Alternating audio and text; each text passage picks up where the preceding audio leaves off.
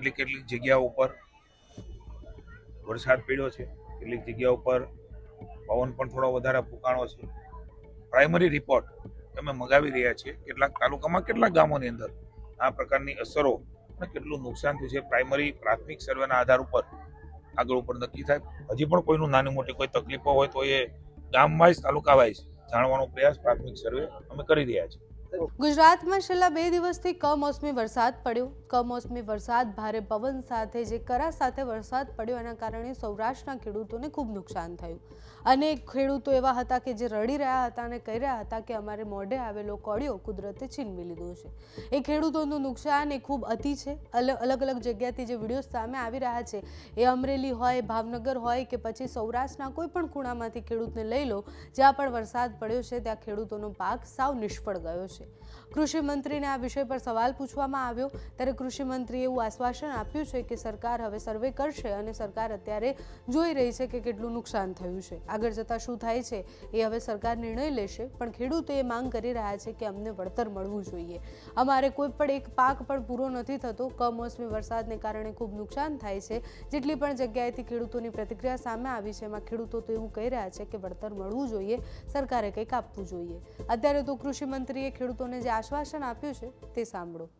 માનનીય મોદી સાહેબના નેતૃત્વની અંદર સામાન્ય રીતે જનતાને નુકસાન ન થાય એમના માટેના પ્રયાસો આપણે જાણીએ છીએ કે ગેસમાં પણ થયા છે, સીએનજીના પણ થયા છે. આગામી સમયની અંદર આપણે ઈચ્છીએ કે જે વૈશ્વિક સ્થિતિ ઊભી થઈ છે એ સ્થિતિમાંથી જલ્દી વિશ્વ બહાર આવે, એમના કારણે સામાન્ય લોકોને મુશ્કેલી ન પડે. હંમેશા ભારત, આપણે મોદી સાહેબનો પણ વ્યૂ જોયો છે કે શાંતિની પહેલવાળું છે.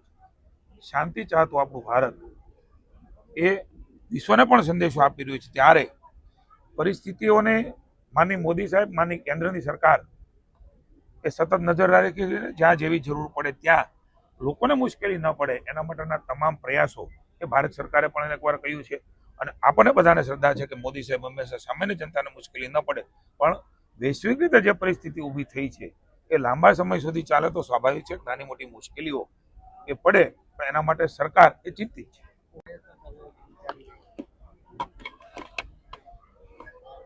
કમનસીબે જે પ્રકારે ક્લાઇમેટ ચેન્જ થઈ રહ્યું છે ને એના કારણે આપણે સૌ જાણીએ છીએ કે દેશની અંદર અને દુનિયાની અંદર આ પ્રકારની અસરો જોવા મળે છે.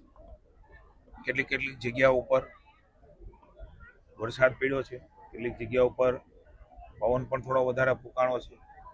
પ્રાઇમરી રિપોર્ટ અમે મગાવી રહ્યા છીએ. કેટલાક તાલુકામાં કેટલાક ગામોની અંદર આ પ્રકારની અસરો અને કેટલું નુકસાન થયું છે પ્રાઇમરી પ્રાથમિક સર્વેના આધાર ઉપર આગળ ઉપર નક્કી થાય. પણ આ પ્રકારે કમોસમી વરસાદ એ ક્લાઇમેટ ચેન્જનો ભોગ બની રહ્યા છે. સ્વાભાવિક રીતે આપણે ભાગશાળી છે કે લગભગ 80-90% પણ વધારે એ રવિ સિઝન એની કાપણી, એની લણણી એ પણ થઈ ગયું હતું. હજી પણ કોઈનું નાની મોટી કોઈ તકલીફો હોય તો એ ગામ વાઇઝ તાલુકા વાઇઝ જાણવાનો પ્રયાસ પ્રાથમિક સર્વે અમે કરી રહ્યા છીએ.